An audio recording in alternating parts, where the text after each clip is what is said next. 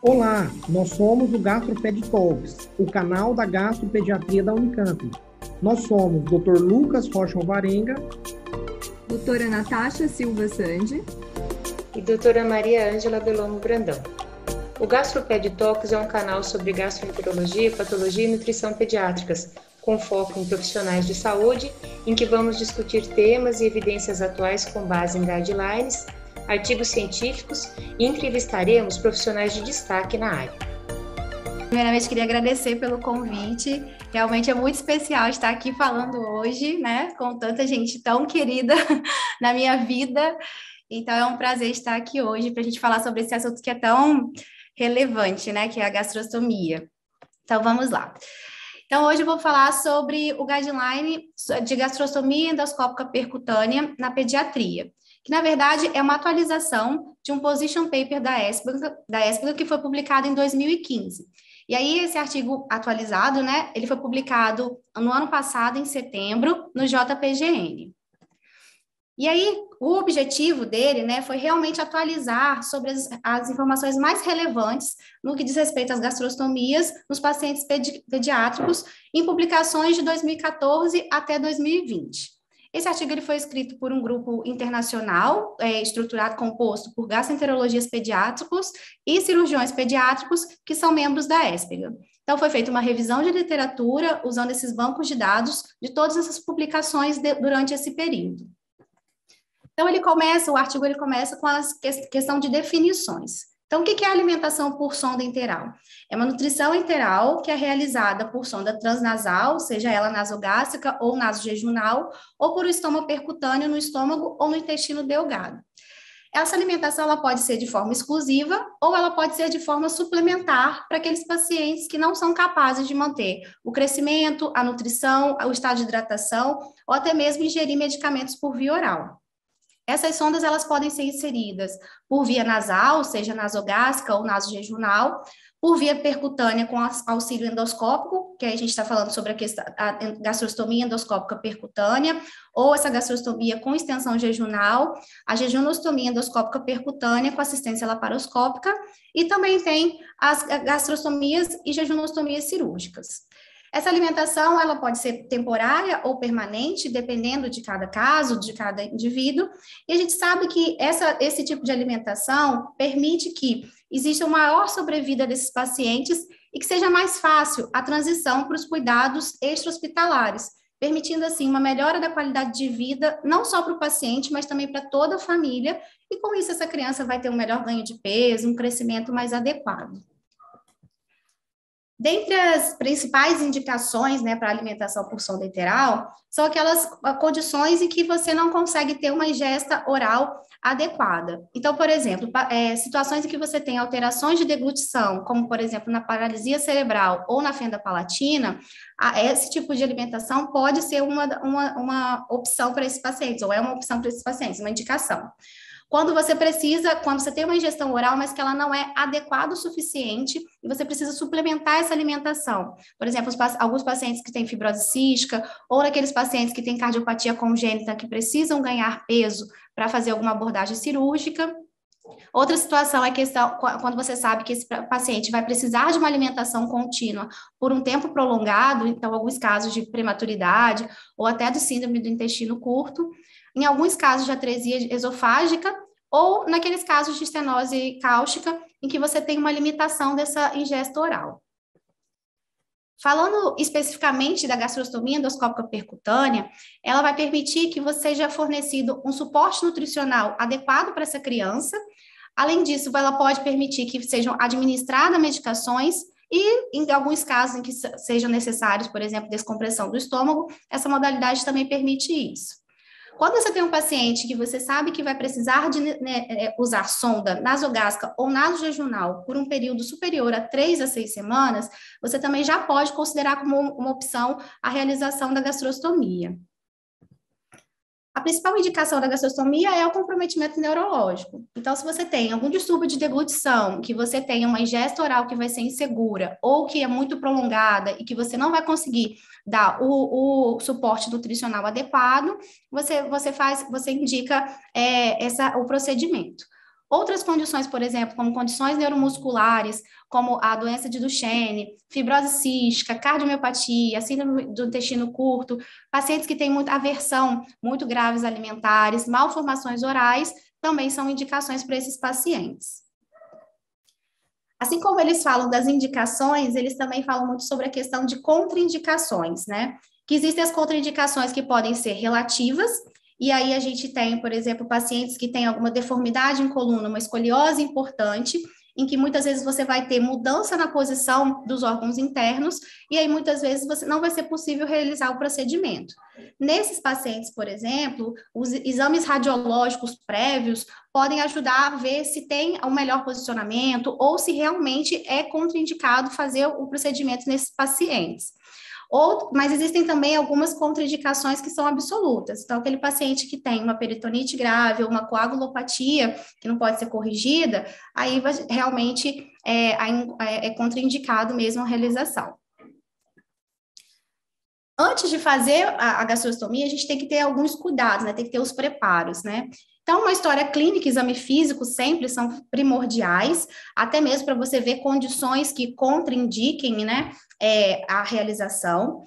Uma equipe multidisciplinar que esteja envolvida em todo esse processo. Então, o ideal é que a gente tenha um nutricionista, um enfermeiro especialista, fonoaudiólogo, psicólogo, e isso tudo para uma abordagem global desse paciente e envolvendo junto os familiares.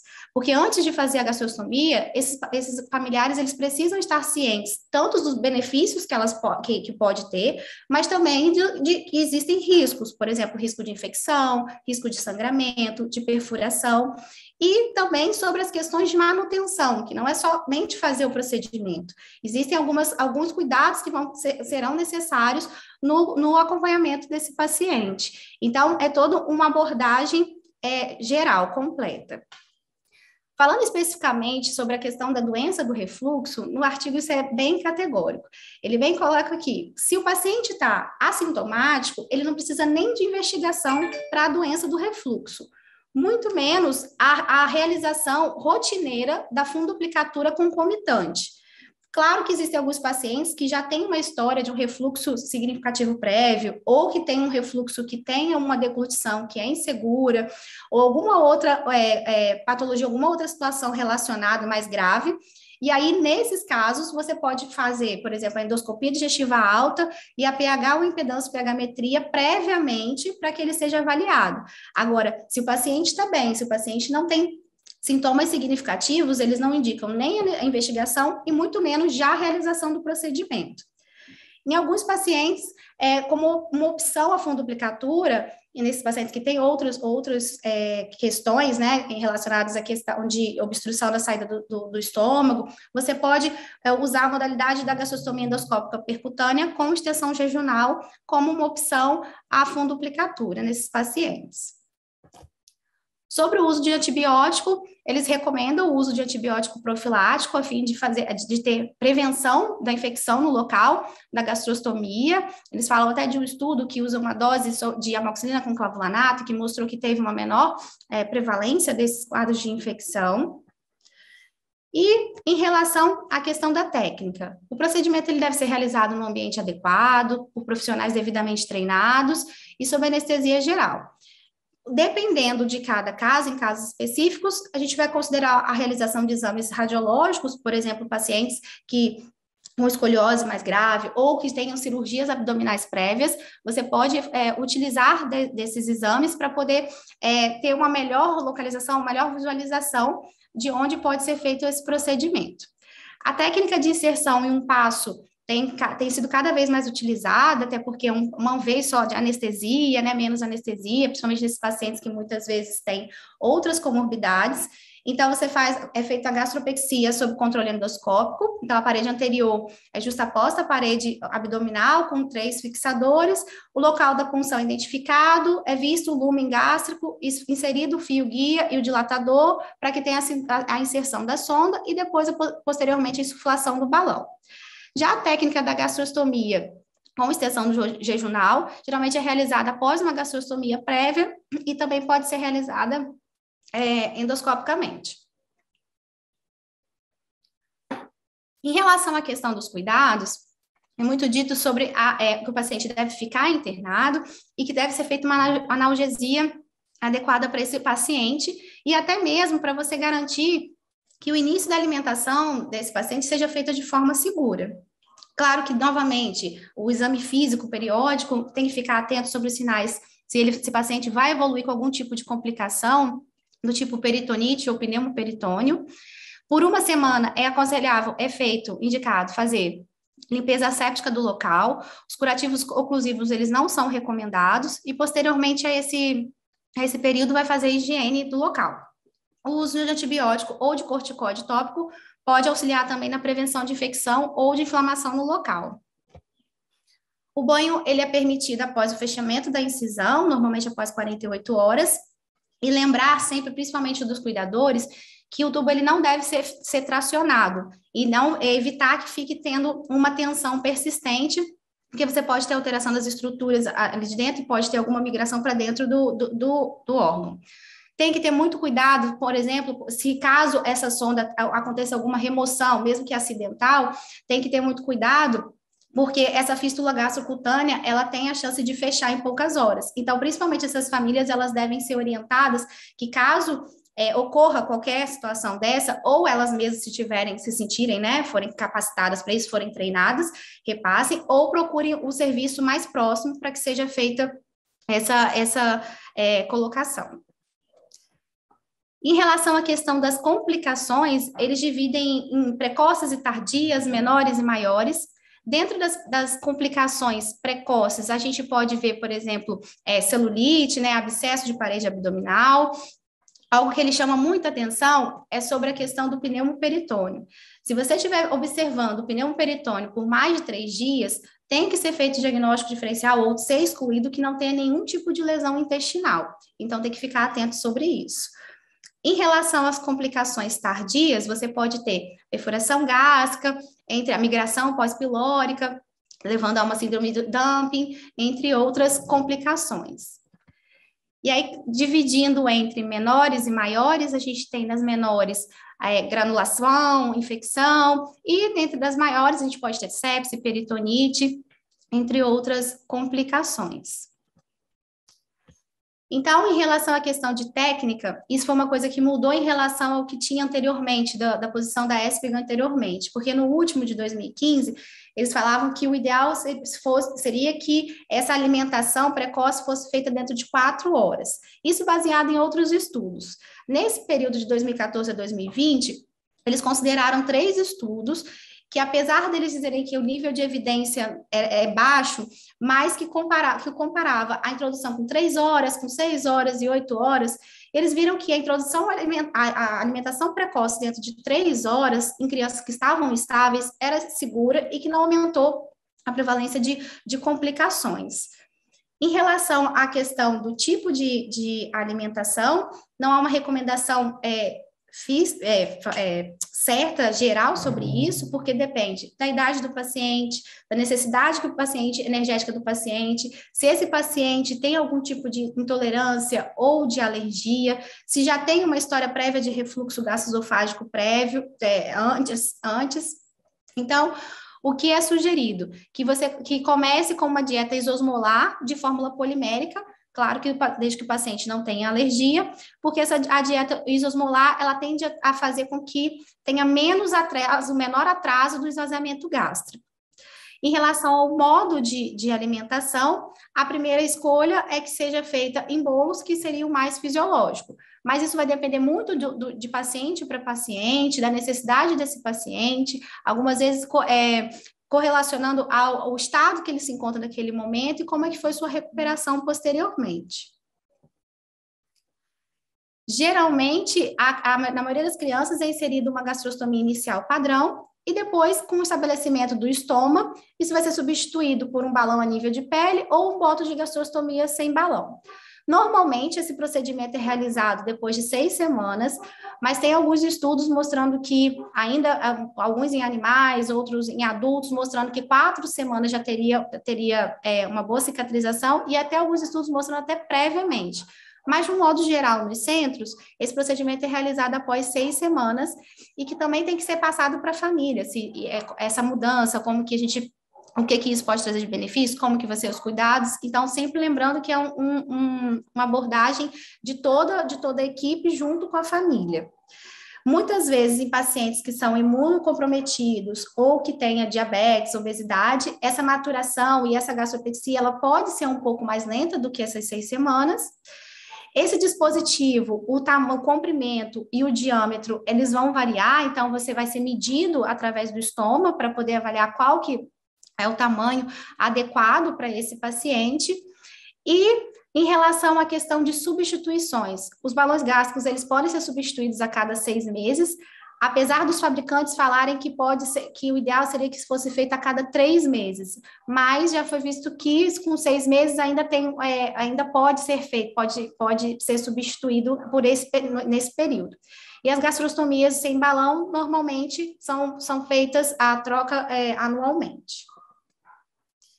Em relação à gastrostomia endoscópica com extensão jejunal ou jejunostomia, elas são realizadas naqueles casos em que a alimentação pós-pilórica é necessária. Então, por exemplo, paciente que tem doença do refluxo gastroesofágico grave, ou que tem um atraso no esvaziamento, ou até mesmo uma desmotilidade, alguma obstrução, você opta por essa modalidade. E quando você sabe já que vai necessitar dessa alimentação pós-pilórica por um período muito prolongado, então, geralmente, a jejunostomia já é mais segura. Essas sondas nasojejunais, elas podem ser inseridas de forma correta por exames radiológicos ou endoscópicos por visão direta.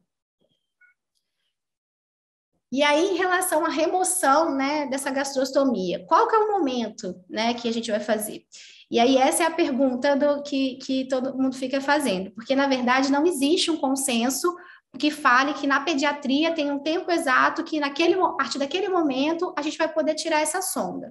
Então, a partir dos estudos de adultos, questiona-se muito, será que pode tirar a sonda quando ela não é utilizada por muitos meses, né, porque ela é proposta para reidratação, para renutrição, para administração, esse paciente já não precisa mais, será que nesse momento eu posso tirar? Quando o paciente, por exemplo, estava com gastrostomia, para ganhar peso, já ganhou o peso desejado, já está ingerindo por via oral, está mantendo suas necessidades, será que esse é o momento? Acho que isso envolve muito um consenso entre a família, a criança e toda a equipe que está cuidando desse paciente, mas seriam 2 momentos que a gente levaria em consideração para esses pacientes. Para a retirada, a técnica vai depender muito do tipo de sonda, então pode ser feita a retirada endoscópica direta, em que você faz um colapso e retira pelo próprio estômago, né? Tem a técnica do corta e empurra, mas que não é recomendada na pediatria, porque pode fazer migração para o órgão. Então, isso vai depender muito do tipo de sonda que esse paciente está utilizando. Em relação à remoção, né, a gente sabe que até 1/3 desses pacientes pode ser que ainda tenha persistência dessa fístula gastrocutânea. A grande maioria fecha espontaneamente, mas tem alguns que podem ter essa persistência. Os estudos variam muito, então varia de 2 a 12 semanas, e um dos fatores que influencia para determinar esse tempo de fechamento é o tempo de duração da sonda da gastrostomia antes da retirada, que os estudos mostram que de 6 a 18 meses isso pode influenciar. A idade que foi colocada na gastrostomia também influencia para que determine esse tempo. Para a correção da fístula, você tem procedimentos cirúrgicos, mas também tem outras técnicas não cirúrgicas, em que você pode ter até mesmo medicamentoso, ele até cita a ranitidina, né, por causa do tempo que foi feito, o inibidor da bomba de prótons, terapias locais, e até abordagens endoscópicas, para que seja feito o fechamento dessa fístula gastrocutânea. E um aspecto que veio a mais nessa atualização, que não tinha antes no anterior de 2015, é levando muito em consideração a questão da qualidade de vida desses pacientes. A gente sabe que a gastrostomia ela vai permitir um catch-up nutricional e de crescimento para esse paciente a longo prazo, mas vai ter um impacto muito, muito importante na vida dessa criança. Na vida da criança fisicamente, porque ela vai crescer, vai se desenvolver, vai ganhar peso, é o que a gente espera, né? Então, o objetivo, né, é esse. E na vida dos familiares também. Então, eles aplicaram vários questionários, tem vários estudos com questionários de qualidade de vida, mostrando que isso impacta na interação familiar, na relação entre os familiares e a relação com a criança. Então, isso tem um impacto tanto físico, quanto social, quanto psicológico para todos que estão envolvidos junto com essa criança. Aqui é um resumo, né, de todas as recomendações que eles fazem, na verdade, é a tabela 1 do artigo, né, do Position Paper, da atualização, em que está aqui tudo que discuti até então, resumido nessa tabela sobre a questão de como conduzir em relação à gastrostomia endoscópica percutânea. Então, ele conclui que a criação desse acesso direto vai permitir um melhor suporte nutricional para esse paciente, principalmente no manejo desses pacientes das doenças crônicas, independente da idade. Claro que a gente está falando da pediatria, mas influencia isso para todas as idades. E quanto mais a gente sabe sobre indicação, de técnica, dos dispositivos, de toda a equipe, né, um trabalho de equipe multidisciplinar com esse conhecimento, isso permite que seja feita uma melhor assistência e orientação para essas famílias, e isso ajuda a minimizar a morbidade e a mortalidade e impactar diretamente na qualidade de vida, tanto da criança quanto dos seus cuidadores. Então, sempre lembrar que faz parte de uma abordagem holística desse paciente que apresenta uma doença crônica. Obrigada por nos acompanhar. Esse foi um episódio do GastroPed Talks. Estamos no Instagram, @gastroped.talks, no YouTube, GastroPed Talks Unicamp, e também na forma de podcast. Até o próximo!